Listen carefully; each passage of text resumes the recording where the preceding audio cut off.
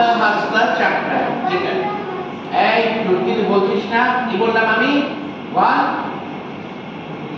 মধ্যহস্ত চক্র। ঠিক আছে, এবার হচ্ছে নিচে 1 2 3 4, 1 2 3 4, 1 2 3 4, এই হস্তকের নাম কি?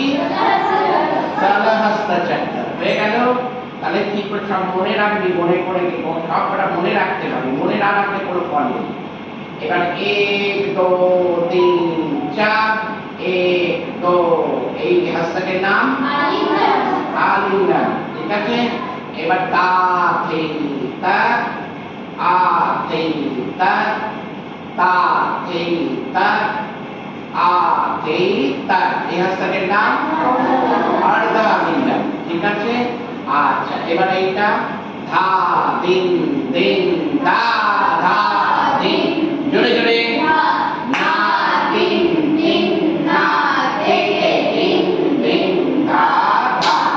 আর এই হস্তকের নাম এতে উৎপত্তি। হয়ে গেছে।